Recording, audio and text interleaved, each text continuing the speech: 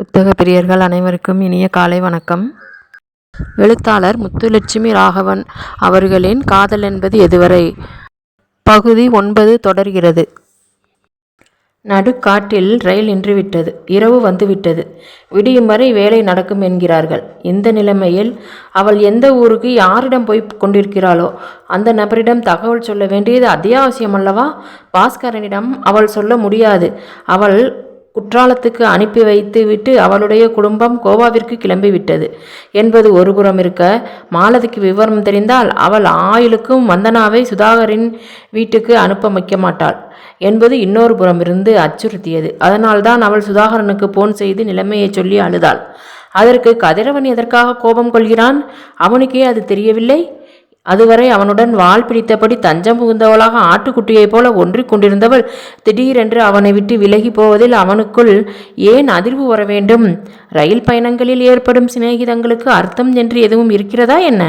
அப்படி இருக்கையில் அவன் எந்த நம்பிக்கையில் அவள் அவனுடனே இருப்பாள் என்று நினைத்தான்? என்ன? வந்தனாவுக்கு புரியவில்லை. ஒன்றுமில்லை. கதிரவனுடன் தனது செல்போனை எடுத்து காதுக்கு கொடுத்தான். யாருக்கு போன் பண்ணுறீங்க என்று கேட்ட வந்தனாவிற்கு பதில் சொல்லாமல் பேசி முடித்துவிட்டு போனை அணைத்தான். நீங்கள் கேட்டால் மட்டும் நான் பதில் சொல்லணும், நான் கேட்டால் நீங்கள் பதில் சொல்ல மாட்டீங்களா? மனத்தாங்களுடன் அவள் கேட்டாள். எதுக்காக பதில் சொல்லணும்? ட்ரெயின் நினைப்பவே காரை வர சொல்லி நான் கிளம்பி போயிருக்கணும். அதை விட்டுட்டு உண்மையில பாவம் பார்த்து இருந்தேன் பாரு, என்னை சொல்லணும். அதற்கு மேல் பேசாமல் அவன் கண்களை மூடி நீண்ட இருக்கையில் சாய்ந்து படுத்து விட்டான். வந்தனா மூடப்பட்ட தாழ்பாலை பார்ப்பதும் ஜன்னல் வெளி தெரியும் கும்மிருட்டை பார்ப்பதுமாக பொழுதை கழித்தாள். தண்ணீர் தாகம் எடுத்ததில் அவன் எழுந்து அமர்ந்தபோது அவள் சீட்டில் கால்களை முழங்காலிட்டு அதில் முகத்தை புதைத்தபடி அமர்ந்திருந்தாள். அவனுடைய கோபம் கொஞ்சம் குறைந்தது. ஏன் இப்படி உட்கார்ந்திருக்கிற? தண்ணீர் பாட்டிலை தொண்டையில் சரிக்கும் முன்னால் கேட்டான். அவள் மருண்ட விழிகளுடன் ஒன்றுமில்லை என்பதை போல தலையை ஆட்டினாள். தண்ணி குடி. அவளிடம் தண்ணீர் பாட்டிலை நீட்டினான். மறுக்காமல் அவள் வாங்கி குடித்ததை கனிவுடன் பார்த்தான். தண்ணீர் பாட்டிலை வைத்துவிட்டு நிமிர்ந்து உட்கார்ந்தவனை அவள் வியப்பாக பார்த்தாள். ஏன் என்ற பாவனையில் புருவங்களை சுருக்கினான். என்ன? ஒன்றுமில்லை. அவன் நம்பாமல் ஒரு பார்வை பார்த்துவிட்டு அவன் பைக்குள் இருந்த லேப்டாப்பை எடுத்து மடியில் வைத்து கொண்டான். அதில் ஆழ்ந்து போனவன் தூங்கவில்லை என்பதில் அவளுக்கு நிம்மதியாக இருந்தது. இப்போ தூங்கலை, கொஞ்ச நேரம் கழித்து தூங்கிட்டானா? அவளுக்குள் சந்தேகம் எழுந்தது. அதை நிவர்த்தி செய்து கொள்ள விரும்பியவளாக, நீங்கள் தூங்கலையா என்று கேட்டாள். இல்லை. அவன் லேப்டாப்பிலிருந்து பார்வையை உயர்த்தாமல் சொன்னான். ஒருவேளை தூக்கம் சொக்குச்சுன்னா? அவள் கேள்வியில் அவனுக்கு சிரிப்பு வந்தது. அவன் தூங்கவில்லை என்பதில் கால்களை தொங்கவிட்டு தளர்வாக அமர்ந்திருந்தவளின் ஆசுவாச தோற்றம் அவனை கவர்ந்தது. எனக்கு தூக்கம் சொக்கலை, வேற மாதிரி சொக்குது என்றான். அப்படின்னா அவளின் அறியாமையில் அவன் மௌனித்தான். எதிரே அமர்ந்திருந்த சுடிதார் பெண்ணின் முகத்தில் தென்பட்ட யௌவனத்தில் அவன் மனம் மயங்கியது. அவளின் இளமை அவனை ஈர்த்தது. இளமை எனும் பூ காற்று பாடியது ஓர் பாட்டு. மெதுவான குரலில் அவன் பாடியதை கேட்க அவளுக்கு பிடித்திருந்தது. கால்களை ஆட்டியபடி அவள் ரசித்த விதத்தை அவனுக்கு பிடித்திருந்தது. பாட்டை நிறுத்தியவனிடம், இது பழைய பாட்டில்ல என்றால் வந்தனா. இளையராஜா மியூசிக் என்றான் அவன். நல்லா இருக்கு. அவளின் குரலில் அவன் பாட்டை தொடர வேண்டும் என்ற எதிர்பார்ப்பு இருந்தது. அளவோடு இருந்தால்தான் எதுவும் நல்லா இருக்கும். அவன் வார்த்தைகளில் இருந்து அவன் பாடலை தொடரப்போவதில்லை என்பது புரிந்து போனதில் அவள் முகத்தில் ஏமாற்றம் கவிந்தது. அவன் லேப்டாப்பை மூடி பைக்குள் வைத்துவிட்டு நிமிர்ந்து அமர்ந்து அவளை பார்த்தான். அவனிடம் பேசும் ஆவல் அவளிடம் தெரிந்ததில் அவன் முகத்தில் லேசான மென்மை பிறந்தது. நீ பாடேன் என்றான். நானா? அவளுக்கு வெட்கம் வந்து விட்டது.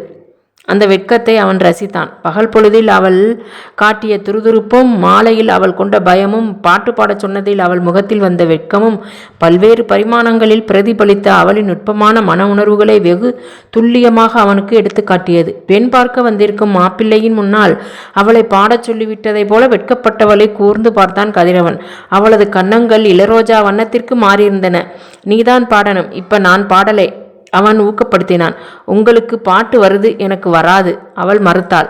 இப்ப பாட்டை ரசிச்சியே.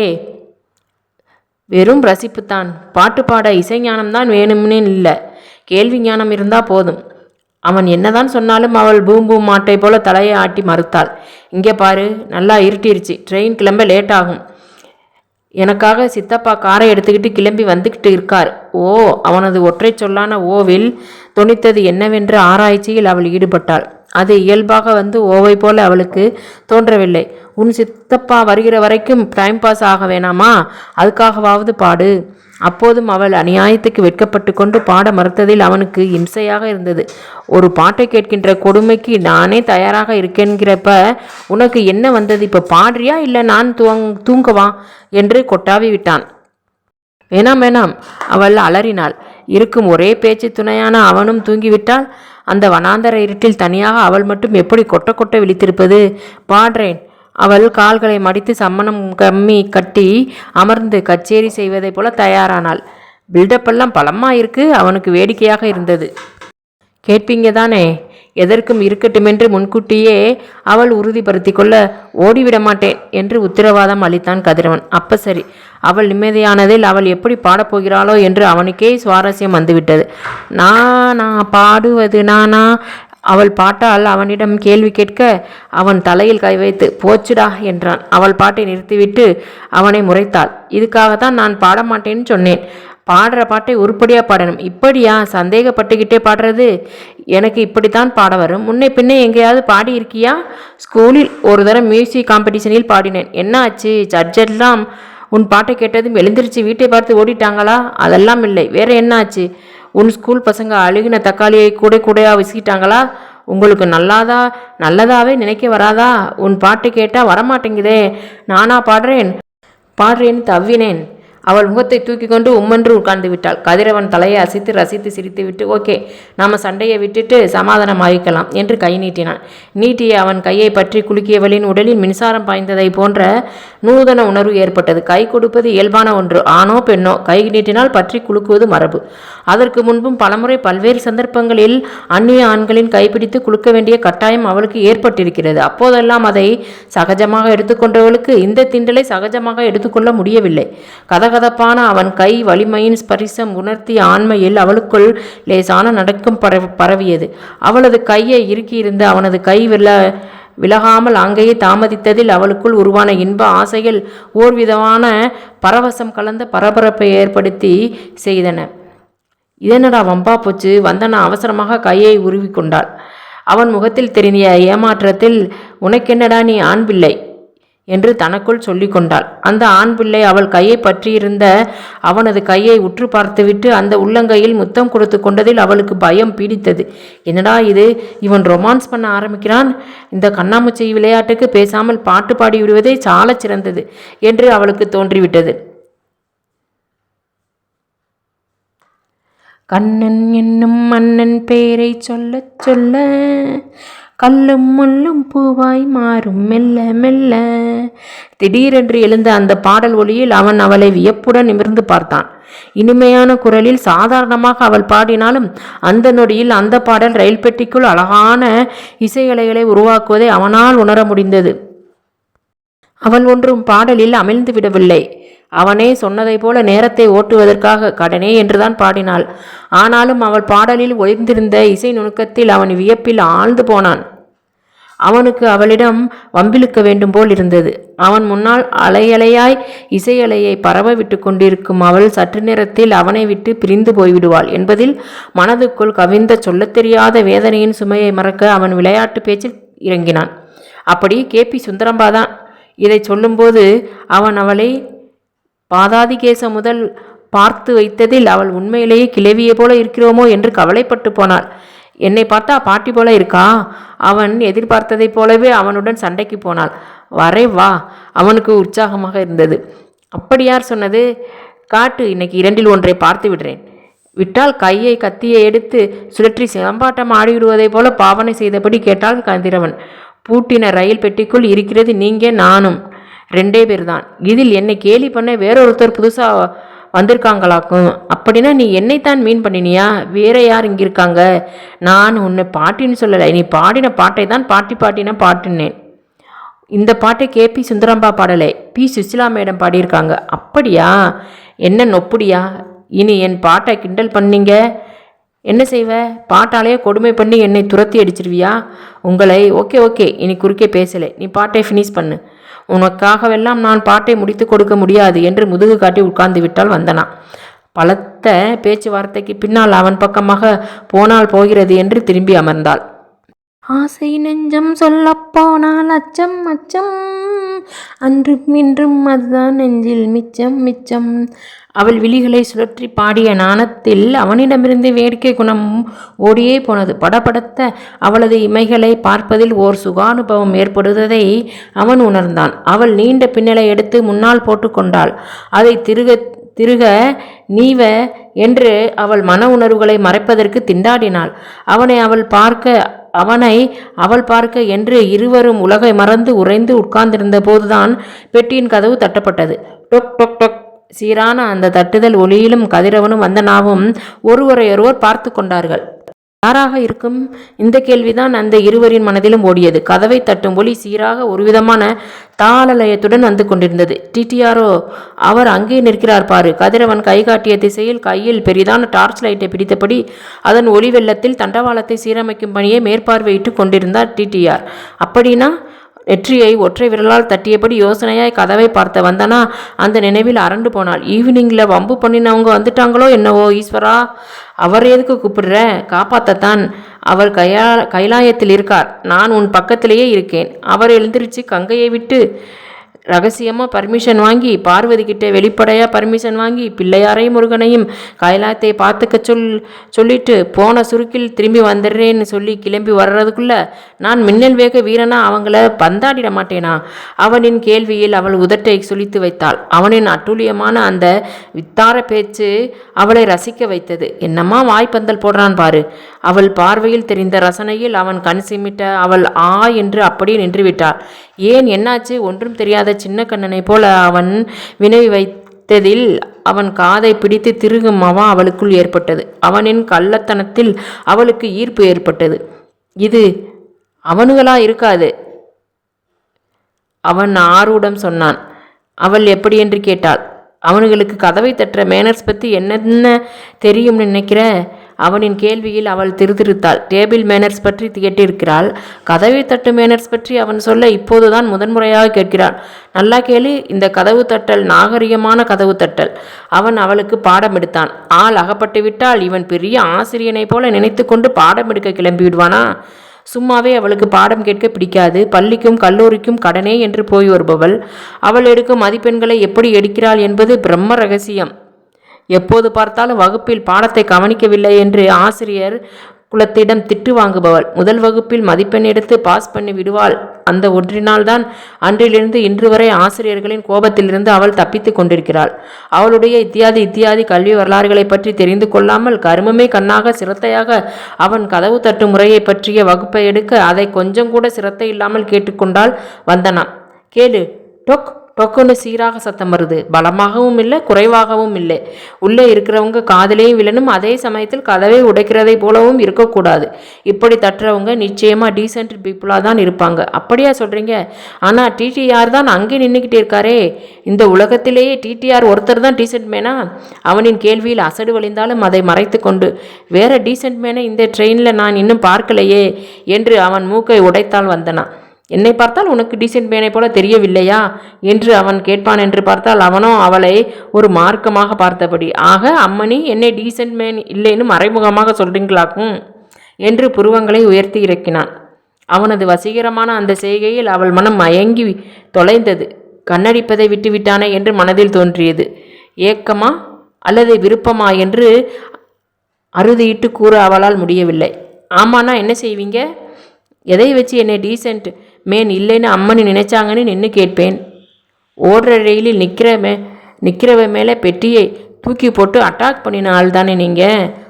எஃப்ஐஆரோ போட்டுட்டியா? அப்புறம் நேருக்கு நேராக மோதணும்னு நான் சொல்லி வாய் மூடுறதுக்குள்ளே என் மேலே மோதி விழ வைச்ச ஆளாச்சே நீங்கள். அடுத்த குற்றப்பத்திரிக்கை விளங்கிரும். உன்னை காவல் காத்துக்கிட்டு இருக்கேன் பாரு. நீ எதுவும் சொல்லுவ, இன்னமும் சொல்லுவ. நீ ஒருத்தி போதும் என் மேலே குத்தம் சொல்லி பேர் கட்டிவிட. அழுத்து கொண்டே கதவை திறக்க போனான் கதிரவன். அவள் அவசரமாக அவன் முதுகுக்கு பின்னால் மறைந்து கொண்டாள். லேசாக தலையை திருப்பி அவளை பார்த்தவனுக்கு சிரிப்பு வந்தது. டீசென்ட் மேன் பட்டம் எனக்கு இல்லையாம், ஆனால் இவங்க ஒளிகிறதுக்கு மட்டும் என் முதுகு வேணுமா? பிழைச்சிக்குவ.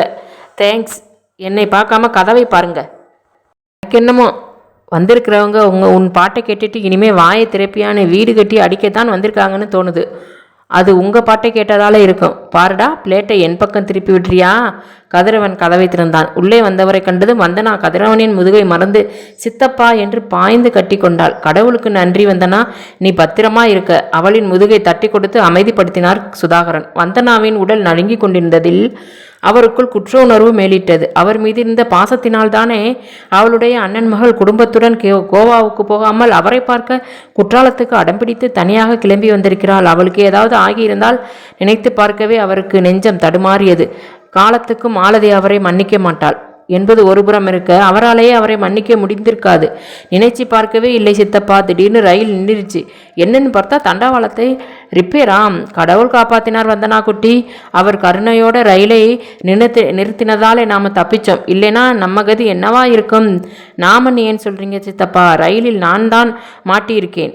என்னடாம்மா உனக்கு ஒன்றுன்னா இது இந்த சித்தப்பாவே 1000 மடங்கு அதிகமாக தாக்குமேடா செல்லம். சித்தப்பா வந்தனா விட்டால் அங்கே ஒரு கருப்பு வெள்ளை பாடல் காட்சி உணர்ச்சி மயமாக ஒலிக்க ஆரம்பித்துவிடும். சூழல் உருவானதில் கதிரவன் தொண்டையை செருமி அந்த சூழலை கலைத்தான். சித்தப்பாவும் அண்ணன் மகளும் கண்ணை துடைத்து கொண்டு இயல்பு நிலைக்கு திரும்பினார்கள். கதிரவனின் பக்கம் திரும்பிய வந்தனா, சித்தப்பா இவர் பேர் கதிரவனா என்று அறிமுகப்படுத்தி வைத்தாள். அவளை ஒரு தினிசாக பார்த்து வைத்தான் கதிரவன். கதிரவனா? இல்லைங்க, கதிரவனே தான், கன்ஃபார்ம் பண்ணிக்கங்க என்று சுதாகரனிடம் சொன்னான். வாய் விட்டு சிரித்தார் சுதாகரன். உன் பேக் எதுமா? வந்தனா தூக்க முடியாமல் தூக்க முயன்று 2 டிராவல் பேக்குகளையும் வாங்கி தோளில் போட்டுக்கொண்டு சுதாகரனுடன் கிளம்ப முனைந்த வந்தனா எதையோ நினைத்து கொண்டவளாக நின்று கதிரவனை பார்த்தாள். தேங்க்ஸ் என்றாள். அட, உனக்கு தேங்க்ஸ் சொல்லக்கூட தெரியுமா? அவன் ஆச்சரியப்பட்டான். சொல்லியிருக்க கூடாதுதான். உங்களிடமெல்லாம் இதுபோல் தேங்க் பண்ணுறதே வேஸ்ட். இருந்தும் சொல்ல வேண்டியதாகி விட்டது. அடப்பாவமே, அந்த சிரமம் எதுக்காகவாம்? இப்போ கிளம்பினா திரும்பவும் உங்களை பார்க்க முடியாமல் கூட போகலாம். ஏன்னா இது ரயில் சிநேகம் பாருங்க. பார்த்துட்டா போச்சு. நீங்கள் ரயில் சிநேகிதர். Oh, so good bye and thanks for all. ஆமாம், உங்களை பிக்கப் பண்ணிக்க கார் வரும்னு சொன்னீங்க, யாரும் வரலை போல. சோச்சோ. அவள் துக்கம் விசாரித்ததில் அவன் சோகமாக முகத்தை வைத்து கொண்டான். என்ன செய்கிறது? உனக்கு ஒன்றுனா ஓடி வர உன் சித்தப்பா இருக்கிறார். என் அக்காவுக்கு அது தெரியலையே. யார் உங்கள் அக்கா? குற்றாலத்தில் இருக்காங்க. அவங்களை பார்க்கத்தான் போய்கிட்டு இருக்கேன். நீ கிளம்பு, உனக்குத்தான் உன் சித்தப்பா வந்தாச்சே. நீங்கள்? அவள் தயங்கி நின்றாள். எப்படியும் ட்ரெயின் கிளம்பித்தானே ஆகணும். இதே இடத்தில் ஸ்டே பண்ண முடியுமா? இது கிளம்புறப்ப நானும் கிளம்பிக்கிறேன். அது வரைக்கும் வெயிட் பண்ணவா போறீங்க? நான் மட்டுமா வெயிட் பண்ணுறேன்? என்னை போல எத்தனை பேசஞ்சர்ஸ் இங்கே இருக்காங்கன்னு பார்த்தியா? அவங்களுக்கு ஆனது எனக்கும் ஆகிட்டு போகுது. ஏசி கோச்சு இருக்குது, போகிறதுக்கு கம்பளி இருக்குது. இழுத்து போகிறதுக்கிட்டு தூங்கினா விடிஞ்சிரும். அதுக்கு மேலேயும் இங்கே ட்ரெயின் நிற்கும். தனியாவா இருப்பீங்க? இருந்தா என்ன? என் கையை எவனும் பிடிச்சு இழுக்க மாட்டான். நீ பயப்படாமல் கிளம்பிப்போ. அவளது கேலியில் வந்தனாவின் முகம் சிவந்து விட்டது. அது போன்ற நெருக்கடியான நிலையிலும் அவன் காட்டிய அலட்சியமான அந்த திமிர் அவளை வசீகரித்தது. அவன் செய்யும் எதுதான் அவளை வசீகரிக்கவில்லை? அனைத்தும் அவளை வசீகரித்து தொலைக்கிறதே.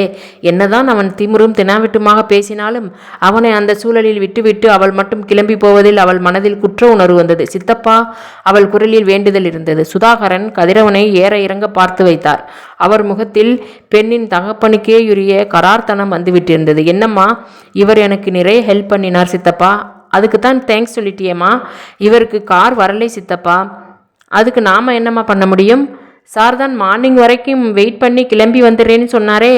சுதாகரன் அண்ணன் மகளை மட்டும் அழைத்து கொண்டு போவதில் குறியாக இருக்க வந்தனாவுக்கு நகர முடியாமல் காலில் இரும்பு குண்டை கட்டிவிட்டதை போல் இருந்தது.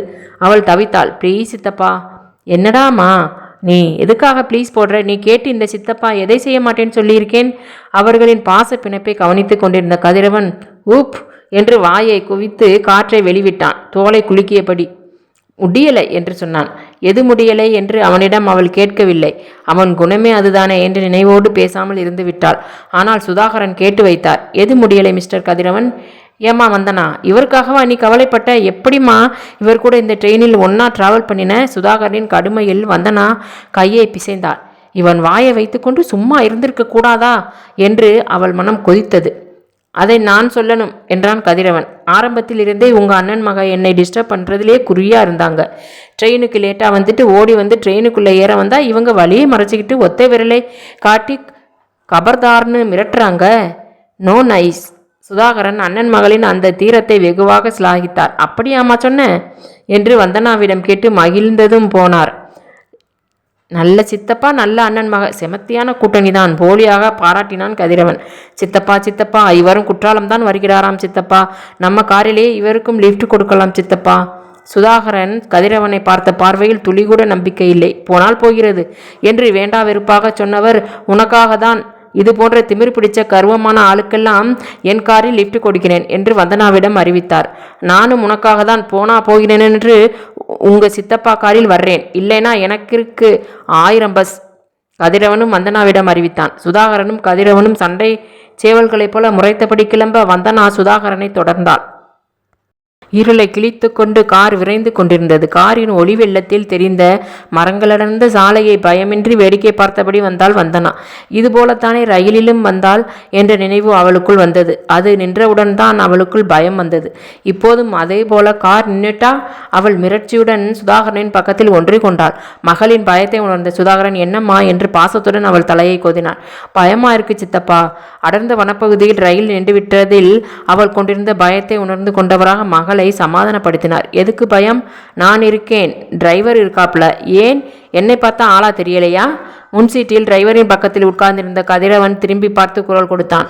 நான் மறந்தாலும் நினைப்படுத்ததான் நீங்க இருக்கீங்களே, எரிச்சலுடன் சொன்ன சுதாகரன் வந்தனாவிடம், எங்கே இருந்துமா இவரை பிடிச்ச என்று விசாரித்தார். இதை பாருடா, இவங்க ஆள் பிடிக்கிறவங்களா? கதிரவன் இடக்கு பண்ணியதில் அவனை முறைத்தால் வந்தனா. நான் பிடிக்கலை சித்தப்பா, ரயில் தான் பிடித்து கொண்டு வந்து எனக்கு எதிர் சீட்டில் உட்கார வச்சிருக்கு என்று ரயிலையும் குறை சொன்னாள். விதி வலியது என்றார் சுதாகரன். இதை எதுக்கு சொல்கிறாருன்னு உன் சித்தப்பாவிடம் கேட்டு சொல்லு வந்தனா என்றான் கதிரவன். எதுக்கோ என்று சொல்லிவிட்டார் சுதாகரன். வந்தனா வாயை பொத்தி கொண்டு சிரித்தாள். பக்கவாட்டில் திரும்பி அவளை இருளிலும் துளைக்கும் பார்வையை ஒரு மார்க்கமாக பார்த்துவிட்டு, பொருத்தமான சித்தப்பா, அவருக்கு தோதான அண்ணன் மகள் என்று பாராட்டுதல் போல சொல்லி வைத்தான் கதிரவன். ஏமா, இவர் இப்படித்தான் ஓட்டைப்பானையில் நண்டை விட்டதை போல ரயிலில் லொடலொடன்னு பேசிட்டே வந்தாரா? எப்படிம்மா காது கொடுத்து கேட்டுக்கிட்டு வந்த? மகளின் மீது பரிதாபப்பட்டார் சுதாகரன். அடுத்த வீட்டு மனுஷன் மேலே எத்தனை உசத்தியான அபிப்பிராயம். ஹலோ சார், அதை நான் பேசலை, உங்கள் அண்ணன் மகள் தான் திறந்த வாயை மூடாமல் லொடலொடன் பேசிக்கிட்டு தள்ளிக்கிட்டே வந்தாங்க என்றான் கதிரவன். என் அண்ணன் மகளை பற்றி உங்களுக்கு என்னங்க தெரியும்? உங்களுக்கு மட்டும் தெரிஞ்சிருக்கா? இவ அமைதியின் சிகரமாக்கும். சத்தமாக சொல்லிடாதீங்க, சிகரம் கோச்சிக்கிட்டு 4-5 ஆட்டோட வந்து மறியல் பண்ணிட போகுது. பார்த்தா கெட்டிக்காரரை போல இருக்கிறீங்க. நீங்கள் பார்க்கலைனாலும் நான் கெட்டிக்காரன் தான். நம்ப முடியலை. இப்படி தான் உங்கள் அண்ணன் மகளை நம்பி ஏமாந்துக்கிட்டு இருக்கீங்களா? இவங்க பேச ஆரம்பித்தா கனமலை குற்றதை போல இருக்கும். காதை பிடிச்சி தோப்புக்காரனை போட்டுத்தான் நிறுத்தி ஆகணும். நீங்கள் கண்டீங்க? காணாமலா சொல்கிறேன்? அப்பப்பாப்பா, இவங்களை பேசாமடந்தையா இருக்க வைக்க நான் பட்ட பாடியிருக்கேன். ஏமா வந்தனா, உன்னை இந்த வார்றாரு, இவருக்கா நீ ஐயோ பாவம் பார்த்த? வேண்டாம் சார், உங்கள் அண்ணன் மக என்னை நான் போகிற ஊருக்கு இலவசமாக ஃபஸ்ட் கிளாஸ் ஏசி கோச்சில் ட்ரெயின் டிக்கெட் வாங்கிட்டு தந்துட்டாங்களா? இப்போ நீங்கள் வந்துட்டு இருக்கிற கார் ட்ராவலிங்கே வந்தானா சொன்னதுனால கொடுத்த இலவச லிஃப்ட் தான். அடேங்கப்பா, இல்லைன்னா என்னால் குற்றால மலை மேலே கால் வச்சிருக்கவே முடியாது பாருங்க. சுதாகரனும் கதிரவனும் மோதி கொண்டதில் என்னடா இது என்று தலை மீது கை வைத்து கவலைப்பட்டு போனால் வந்தனா. இப்படி 2 பேரும் அடிச்சுக்குவாங்கன்னு தெரிஞ்சிருந்தா இவனையும் காரில் கூப்பிட்டுக்கிட்டு வரலாம்னு சித்தப்பாவிடம் ரெக்கமெண்ட் பண்ணியிருக்கவே மாட்டேன். நொந்து போனாள். அவளுக்கு அவனை இந்த இருள் சூழ்ந்த இரவில் ரயில் கிளம்பிய பின் வா என்று விட்டு வர இயலவில்லை. எதனால் அந்த தடுமாற்றம் அவளுக்குள் ஏற்பட்டது என்று அவளுக்கே தெரியவில்லை. இவன்தான் சித்தப்பாவுடன் சரியாக மல்லு கட்டாமல் வரக்கூடாதா? அவன் மீது அவளுக்கு கோபமாக வந்தது. அவன் பேசாமல் வந்தால் தானே அவனை இறக்கி விடும்போது இயல்பாக கேட்பதை போல் அவனுடைய முகவரியை கேட்டு தெரிந்து கொள்ள முடியும். அந்த மறக்க முடியாத ரயில் பயணத்தில் சந்தித்த அவனை மறப்பது அவளுக்கு கடினமான ஒன்றாக இருக்கக்கூடும் என்று அவளுக்கு தோன்றியது. அவன் மீதான அவளது அந்த ஈர்ப்பிற்கு வேண்டுமானால் எதிர்காலம் இல்லாமல் இருக்கலாம். ஆனால் அவள் மனதில் முதலாக ஒரு ஆணின் மீதான ஈர்ப்பு தோன்றியதா என்றால் அது அவன் மீது மட்டும்தானே. அத்தகைய ஈர்ப்பை அவள் மனதில் உண்டாக்கியவனின் வேர் எங்கே இருக்கிறது என்று தெரிந்து கொள்ள அவள் மனம் இழைந்தது இயற்கைதானே. அவன் இன்னார் என்று தெரிந்தால் என்றாவது ஒரு நாள் அவனை பற்றி எண்ணமிடும்போது எங்கிருந்தோ அந்த ஒருவனை ரயில் பயணத்தில் சந்தித்து பிரிந்தோம் என்று நினைக்காமல் இன்னாரை இன்ன தேதியில் இன்ன இடத்தில் போகும்போது ரயில் பயணத்தில் சந்தித்தோம் என்று நினைத்து கொள்ளலாமே. அதற்கும் வழி இல்லாமல் போய்விடுமோ என்று அவள் மனம் அடித்து கொண்டது. இப்படியா ஒருவன் முன்னே பின்னே தெரியாத மனிதரோடு மோதிக்கொண்டே வருவான்? லிப்ட் கொடுக்கிறதுக்கு முன்னாலேயே நான் ஒரு தடவைக்கு 2 தடவை யோசிச்சிருக்கணும். பெருமூச்சு விட்டார் சுதாகரன். எங்கே, நீங்க தான் உங்க அண்ணன் மகள், என்ன சொன்னாலும் வேத வாக்குன்னு கேட்டுக்கிறீங்களே, இப்ப அனுபவிங்க என்றான் கதிரவன். அவர் குற்றாலத்தில் கார் நுழையும் வரை இதே ரீதியில் பேசி சண்டை போட்டு கொண்டார்கள். சில தருணங்களில் காரை நிறுத்துப்பா, இவரை இறக்கிவிடு, பொடிநடையா நடந்து குற்றால மலையில் ஏறி வரட்டும் என்று கொதித்தார் சுதாகரன். சில தருணங்களில் கதிரவன் அதை செய்தான். டிரைவர், காரை நிறுத்து, இவரை போல ஆளுக்கிட்ட ஆர்கியூ பண்ணிக்கிட்டு வராத விட வேற ஏதாவது காரில் லிஃப்ட் கேட்டு வந்து விடலாம். அப்பா, தான் பிடிச்ச முயலுக்கு 3 கால்னு சொல்கிற ஆண்களை பார்த்திருக்கிறேன், இப்படி காலே இல்லைன்னு சொல்கிற ஆளை இப்பத்தான் பார்க்கிறேன் என்று சொன்னான். இதை சொன்னவன் சும்மாவும் இருக்காமல் வந்தனாவை பார்த்து, இவ காத்துதான் உன் பக்கம் அடிச்சிருக்கா என்று விசாரிக்கவும் செய்தான். இனியாவது இவன் முகவரியை அறிந்து கொள்வதாவது என்று நிராசையுடன் தலையை பிடித்து கொண்டால் வந்தனா. கார் சுதாகரனின் வீட்டை நோக்கி ஓடியது. சித்தப்பா, இவரை இறக்கி விட்டு போகலாமே என்றாள். அது எதுக்கு, தேவையில்லாமல் குற்றாலத்துக்கு நாம போகிறோம், கூட வந்தவருக்கு லிஃப்ட் கொடுத்தோம், அதுக்காக அவர் வீட்டு வாசப்படியிலே இறக்கிவிடணும்னு ஒன்றும் அக்ரிமெண்ட் போட்டுக்கலே, வழியில் எங்கேயாவது இறங்கிக்க சொல்லு என்று சொல்லிவிட்டார் சுதாகரன். அநியாயத்துக்கு நல்லவரான அவருடைய சித்தப்பாவிற்கே கோபம் வரச் செய்தவனாக இருந்ததால் இவன் எந்த அளவுக்கு இடக்கு பிடித்தவனாக இருப்பான் என்று பல்லை கடித்தாள் வந்தனா. அவளுக்கு அவன் முகவரியை அறியும் ஆவல் இருப்பதை போல அவனுக்கும் இருந்திருந்தால் இப்படி நடந்து கொண்டிருப்பானா? வெறுத்து போனால் வந்தனா. வழியில் இறங்கப் போகிறவனின் முகத்தை பார்த்து என்ன ஆகப் போகிறது என்று கார் ஜன்னலின் வழியாக வெளியே வேடிக்கை பார்த்தபடி வந்தாள். அவன் இறங்குகிற வழியாக காணோம். சுதாகரன் வந்தனாவின் முகத்தை பார்த்தார். அவள் விடிந்து கொண்டிருந்த புலர் காலை வெளிச்சத்தை பார்த்தாள். கார் நிற்கிற இடத்தில் இறங்கிக்கிறேன்னு சொல்லுங்க, நான் கார் சவாரியை இப்பத்தானே புதுசா பார்க்கிறேன், இறங்க மனசு வரலை, உங்க சித்தப்பா வீட்டு வாசல்லே இறங்கி பொடிநடையா நான் போக வேண்டிய இடத்துக்கு போய்க்கிறேன் என்றான் அவன். ஐயோ பாவம், ஆட்டோவுக்கு செலவழிக்க பணமில்லை போல சுதாகரன் சொன்னார். ஆமாங்க, ஃபர்ஸ்ட் கிளாஸ் ஏசி கோச்சில் வந்தவனுக்கு ஆட்டோவுக்கு செலவழிக்க பணம் இல்லை தான் கதிரவன் பதில் சொன்னான். இப்படியாகப்பட்ட பகைமை கூட சிறிது நேரத்திற்குள் 2 ஆண்களுக்கு இடையில் உருவாகக்கூடும் என்பதில் வந்தனாவின் மனம் கனத்து போனது. அவனும் தான் வாயை விட்டு வனவாசம் போகாமல் அடங்கி ஒடுங்கி இருந்து தொலைத்திருந்ததால் என்ன? குற்றாலத்துக்கு போக முடியாமல் நட்டு நடுக்காட்டில் நடுராத்திரியில் நின்று போன ரயிலில் நின்றுகிட்டு இருந்தவனை குற்றாலத்துக்கு கூப்பிட்டுக்கிட்டு வர சித்தப்பா ஒப்புக்கிட்டதே பெரிய விஷயம். ஆகா, குற்றால மலையில் ஏற கார் சவாரி கிடைச்சிருக்குன்னு மகிழ்ந்து போய் சித்தப்பாவுக்கு நன்றி சொல்ல வேணாம்? என்னவோ இந்த மனுஷனை காரில் ஏற்றிக்கிட்டு வர சித்தப்பா கொடுத்து வைத்திருக்கணுங்கிறத போல பேசிக்கிட்டு வராம இருந்திருக்கலாம்ல. வந்தனாவுக்கு ஆயசமாக இருந்தது. இப்படிப்பட்ட திமிரும் தெனாவெட்டுமாக ஒருவன் இருந்து தொலைப்பான் என்று அவள் ஆற்றாற்று போனாள். அவள் ஆற்றாற்று போவதை கண்டுகொள்ளாமல் சுதாகரனை ஜென்ம விரோதியை போல கதிரவன் முறைத்து பார்த்தான். வந்தனா வெறுத்து போய்விட்டாள். இந்த லட்சத்தினத்தில் இவனோட அட்ரஸை நான் எப்படி கேட்டு தெரிந்து கொள்கிறது? அவள் கேட்டு தெரிந்து கொள்வது ஒரு புறமிற்கு, அவனாக சொன்னாலும் அதை கேட்டுக்கொள்ள முடியாது போல அவளுக்கு ஆகிவிட்டது. என் சித்தப்பாவுக்கு விரோதி, எனக்கும் விரோதிதான், அந்த விரோதியை பார்க்கக்கூடாது என்று மனதுக்குள் சங்கல்பம் எடுத்துக்கொண்டவளாக அவள் முகத்தை திருப்பி கொண்டாள். அவளிடம் எதையோ கேட்க நினைத்து முகம் பார்த்த கதிரவன் அவளின் முகம் திருப்புதலில் புருவங்களை கேலியாக உயர்த்தி இறக்கினான். நீ என்னவோ செய்து தொலை என்று நகம் கடிக்க முனைந்த வந்தனா அவன் பார்த்து கொண்டிருக்கிறான் என்ற நினைவில் பல்லை கடித்து கொண்டு சாலையை பார்த்தாள். சுதாகரனின் வீட்டு காம்பவுண்டுக்குள் கார் நுழைந்தது. நீண்ட சிமெண்ட் கற்கள் பதிக்கப்பட்ட சாலையில் ஓடி அகன்றி விரிந்து பறந்து காணப்பட்ட போர்ட்டிகோவின் அரண்மனை வாசல் போன்ற 4 பெரிய தூண்களுக்கிடையில் நின்ற காரிலிருந்து அவள் இறங்கினாள். அக்கா, காத்திருந்த சாய் சரத் ஓடி வந்து அவளை கட்டி கொண்டான். சரத்கண்ணா, பதிலுக்கு தம்பியை அணைத்து கொண்ட வந்தனாவை பார்த்து 2 கைகளையும் விரித்தாள் கருணா. வந்தனாக்மா சித்தி. கரத்தை அணைத்தபடி கருணாவின் கைகளுக்குள் புகுந்தாள் வந்தனா. கணவரின் அண்ணன் மகளை தான் பெற்ற மகளை போல அரவணைத்த கருணாவின் பாசத்தில் அவள் உள்ளம் நெகிழ்ந்தது. என்னடாம்மா, இப்படி ட்ரெயின் சோதனை பண்ணிருச்சே? சோதனை மட்டுமா சித்தி, பெரிய வேதனையே பண்ணிருச்சு. பேசியபடி திரும்பிய வந்தனா காரை விட்டு இறங்கியவுடன் வழியை பார்த்து கொண்டு போகாமல் அங்கேயே நின்றிருந்த கதிரவனை கண்டதும் கேள்வியாக பார்த்தார். சித்தப்பா கிட்ட இத்தனை மோதியும் இன்னும் வழியை பார்த்துக்கிட்டு போகாம இங்கேயே நிற்கிறானே? அவளின் பார்வையில் திரும்பிய சாய் சரத் கதிரவனை கண்டதும் வந்தனாவின் கையை விட்டுவிட்டு, ஹை மாமா என்று கதிரவனிடம் ஓடினான். மாமாவா? யாருக்கு? யார் மாமா?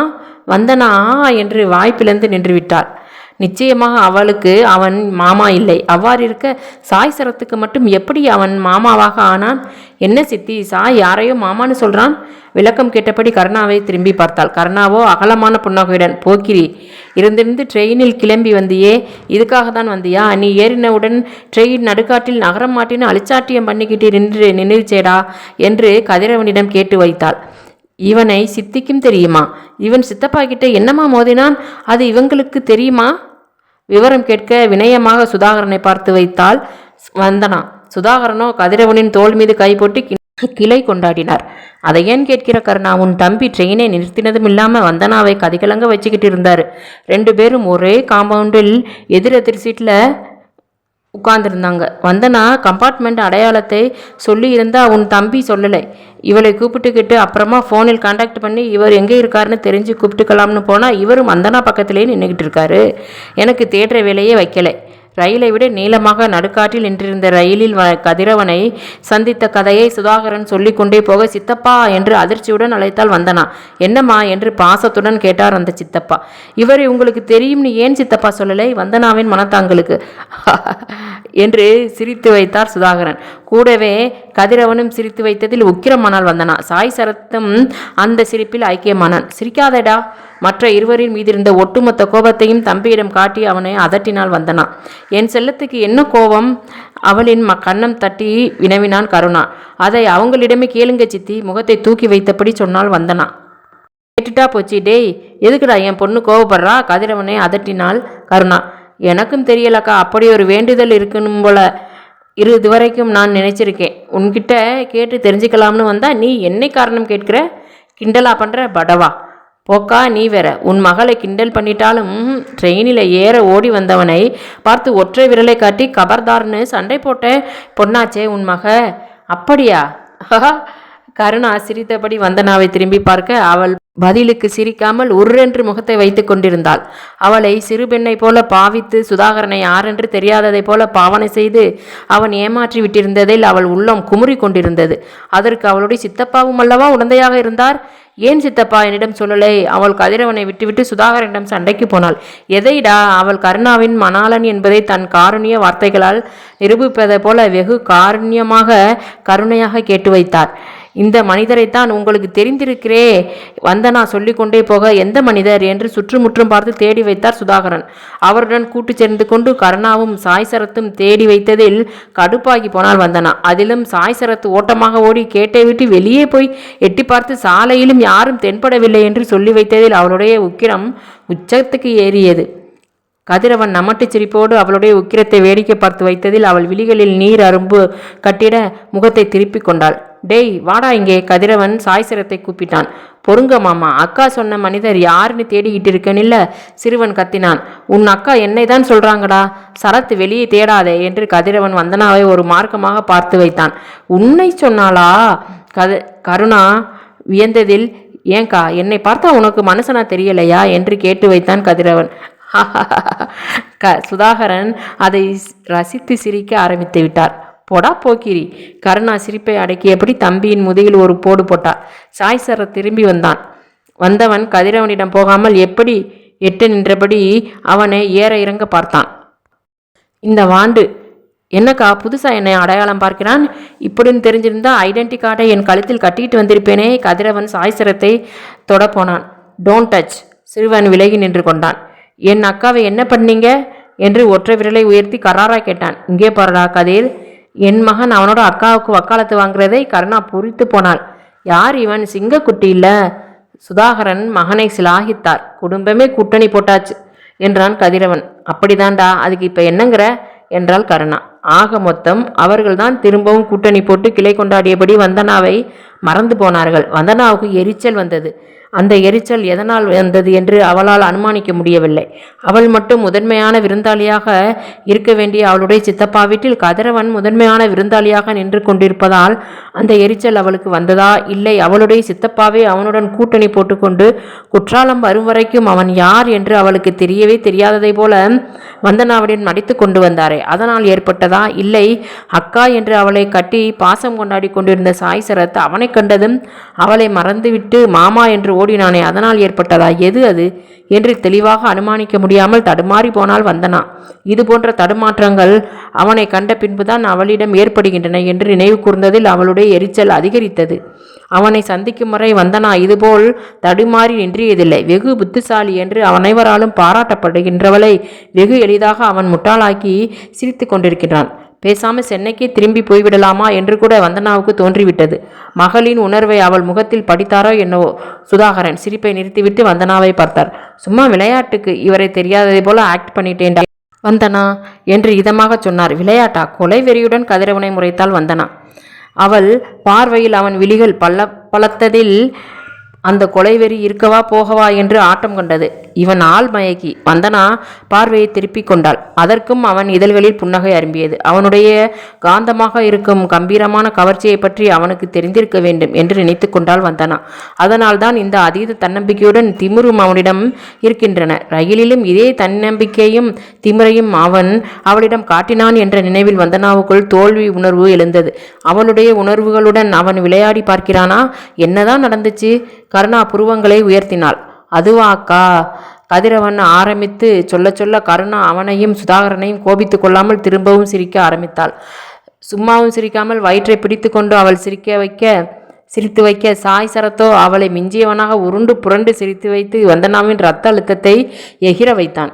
இவர் வந்தனா கிட்ட என்ன சொன்னார்னு தெரியுமா கருணா? என்னங்க, உனக்கு ஒன்றுனா ஓடி வர உன் சித்தப்பா இருக்கிறார், என் அக்காவுக்கு அது தெரியலையேன்னு சொல்கிறார் கருணா. நிஜம் தாண்டா கதிர், அக்காவாக லட்சணமாய் நானும் வந்திருக்கணும் தான். இவர் அண்ணன் மகள் உயர்த்தின்னு உன்னை விட்டுட்டு கிளம்ப பார்த்தாரா? ஆமாக்கா, கடைசியில் உன் மகள்தான் எனக்காக மாமா கிட்ட ரெக்கமெண்ட் பண்ணினான். இவரையும் கூப்பிட்டுக்கிட்டு போகலாம் சித்தப்பான்னு இவங்க சொல்ல மாமா உடனே நீ கேட்டு இந்த சித்தப்பா அதை செய்ய மாட்டேன்னு சொல்லியிருக்கேனா? பாசத்தை பிள்ளையே அடாடாடாடா, நடிகர் திலகம் இருந்திருக்கணும். மாமாவை கட்டிப்பிடிச்சு முத்தம் கொடுத்திருப்பார். கதிர். சுதாகரன் சிரித்தபடி கருணாவை பார்க்க அவளுக்கு அந்த முத்தத்தை அவருக்கு பரிசளிக்க வேண்டுமென்று ஆவல் மிகுந்தது. வழியெல்லாம் இவங்க 2 பேரும் தெரியாதவங்களைப் போல சண்டை போட்டுக்கிட்டே வந்தாங்க சித்தி. தாள மாட்டாதவளாய் புகார் சொன்னால் வந்தனா. விடுடா செல்லம், அவங்க உன்கிட்ட விளையாட்டு காட்டியிருக்காங்க. கருணா வந்தனாவை சமாதானப்படுத்த முனைந்தாள். வாமா, வாசலில் நின்றுக்கிட்டு வழக்கடிச்சா எப்படி? வீட்டுக்குள்ளே போகலாம். சுதாகரன் வந்தனாவின் கையை பிடித்து வீட்டுக்குள் அழைத்து போனார். பார்த்தாயா, உனக்கொன்னும் முதல் மரியாதை இல்லை, எனக்குத்தான் முதல் மரியாதையாக்கும்.